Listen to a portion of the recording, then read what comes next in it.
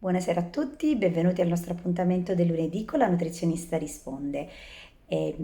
Qualche giorno fa ho pubblicato sui social alcune immagini di alcune pietanze, alcune ricette e devo dire che hanno riscontrato molto successo, no?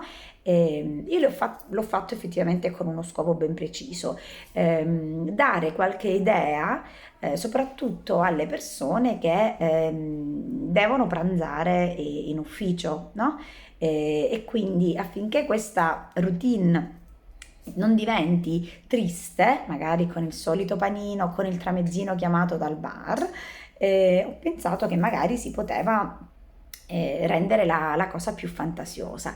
E allora ho dato spazio un pochino, no, alla fantasia con le insalatone. E con le insalatone spesso quando si parla di insalata alziamo le mani perché si parla di verdura, quindi c'è che tristezza, la verdura, sono a dieta perché se no ingrasso. In realtà non è proprio così, perché le insalate di cui parlo io sono insalate abbastanza complete, no?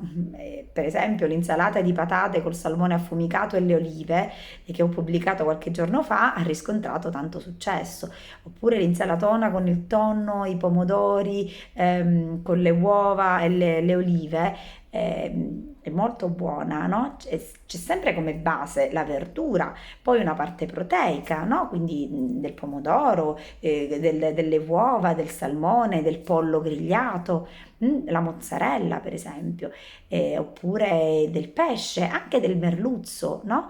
Quindi come parte proteica possiamo pensare a qualsiasi tipo di proteina può essere unita alle nostre verdure grigliate per esempio, o verdure crude. E si può pensare con un po' di fantasia, no? A creare un'insalata appetitosa. L'altro giorno, per esempio, ho pubblicato l'insalata che conteneva la valeriana, conteneva pere, noci e gorgonzola. Ecco, proprio il contrasto tra la dolcezza della pera e il gusto forte del gorgonzola rende questa insalata, questa pietanza abbastanza gradevole, no? Al gusto. E quindi è importante perché anche l'occhio vuole la sua parte, quindi è importante che portare in ufficio, rendere la pausa pranzo una pausa pranzo fantasiosa anche sotto il punto di vista alimentare, anche perché sennò ci stanchiamo. Per gli amanti della pasta, per esempio, si può optare per una pasta fredda o per un'insalata di cereali. O il riso per esempio, no?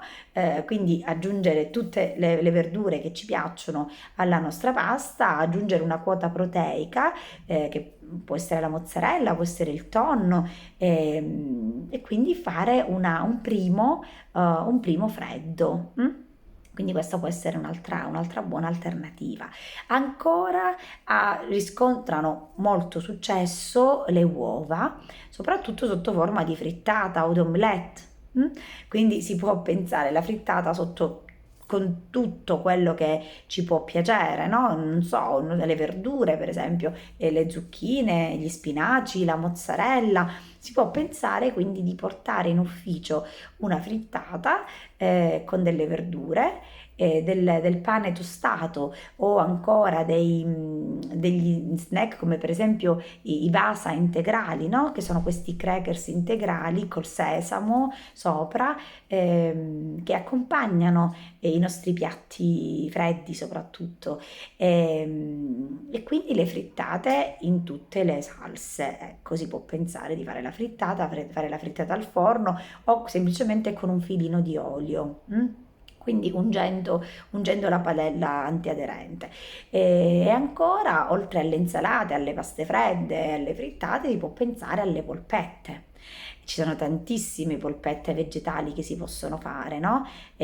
Oppure gli hamburger vegetali sono buoni anche perché si può pensare di fare un hamburger vegetale con i legumi e i cereali, per esempio lenticchie e quinoa o lenticchie, ceci e quinoa, oppure fare delle polpette di melanzane, di zucchine e tonno. Quindi portare una porzione di queste polpette fatte al forno con la carta forno, quindi cotte con la carta forno e aggiungere sempre una porzione di frutta fresca di stagione al nostro pasto, e diciamo che tutto questo rende la pausa pranzo più fantasiosa e più allegra, perché già il fatto stesso di non staccare dal luogo di lavoro rende tutto un po' più difficile, no? Almeno lo facciamo ritagliandoci questi momenti di palatabili, quindi di goduria, e ci stanno. Quindi quello che vi consiglio è di non mangiare tanto ma mangiare con gusto, perché mangiare con gusto aiuta non solo l'organismo, non solo noi non ci nutriamo solamente, ok? Noi mangiamo con gusto, con razionalità e con fantasia. Quindi questo dobbiamo fare, dobbiamo mangiare con consapevolezza. E quindi vi auguro di poter provare tutte queste ricette, di trovarne altre ricette, di trovare altre ricette sul web. E se avete bisogno di me, sapete come contattarmi. Io vi auguro una buona serata e ci vediamo lunedì.